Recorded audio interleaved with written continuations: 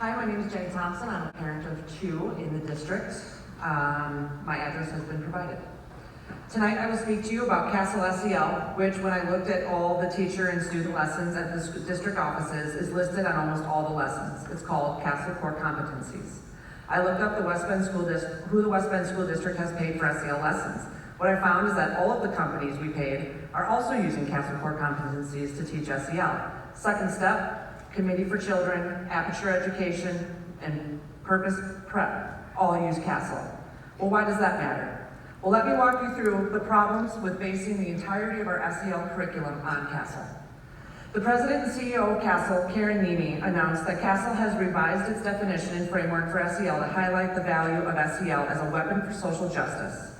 In a 2020 webinar, Karen Nimi also was quoted as saying, SEL should be used to favor certain students over others, primarily because of their race, end quote.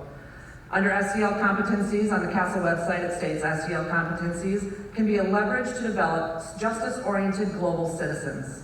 It goes on to add that programs will involve getting children to, quote, assess power dynamics and confront issues of race and class across different settings, end quote.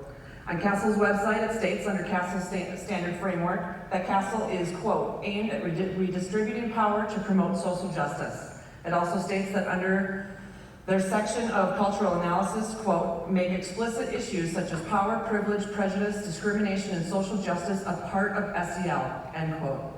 With all the racially charged fights happening in the high school lately, do you really think it's going to get better teaching these things? The answer is no. It's only going to get worse. Kids at these ages are not emotionally mature enough to handle adult issues. The high school fights have proven me right. Just a week ago, I went to the district and read the teacher-student lessons for SEL. Do you know what I found? In the 7th grade lesson, Unit 2, the teacher is to ask the students in multiple lessons to rate something. We would normally use a 1 to 5 range, but not in these lessons. They are asked to put a fist in the air if they don't agree with the statements the teacher reads. A fist. Do you know who also puts a fist in the air? Marxists, communists, and BLM. I have pictures here to show you proof.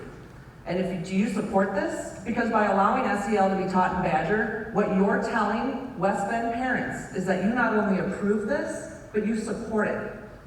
Part of the second step copyright states that you are not allowed to edit or change anything in the lessons. I have a copy of that for everyone as well. So everything in the SEL lessons they have to stay. They are not able to be removed or altered. No crossing out a website we don't want taught. No telling teachers that we can't say something. It will all get taught. I do not feel safe with my children going to the school anymore unless the board takes decisive action to remove SEL in an emergency meeting. If you have the power to make parents and kids feel safe again in our schools, and when something bad happens because of SEL teaching, like the BML fights today, whose fault will it be? It won't be mine.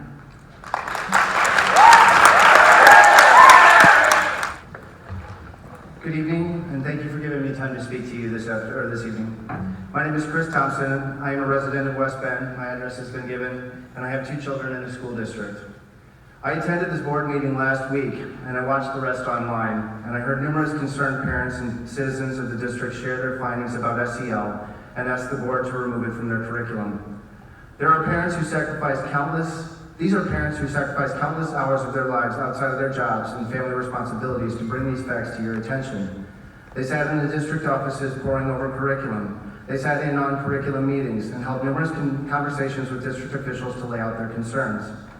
I listened as a member of the board dismissed these concerns last week, stating that, quote, there wasn't an ounce of CRT as you'd hear about it on Fox News, end quote, as if it were just that simple. Well, I don't watch Fox News. But I can tell you that after doing just a small bit of cursory research on the castle.org site, it was clear to me that the underpinnings of this curriculum are rooted in the same poisonous ideological precepts as Black Lives Matter, a self-proclaimed Marxist organization.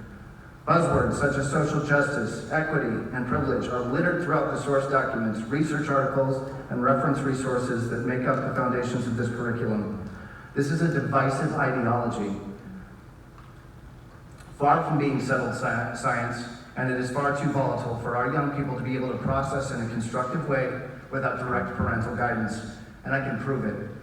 Just look at the fruits of what this has produced over the last 2 successive school days. On Friday last week, the high school was placed on a hold. That's a lockdown without threat of danger, due to a student who decided to incite a Black Lives Matter protest in the middle of the school day.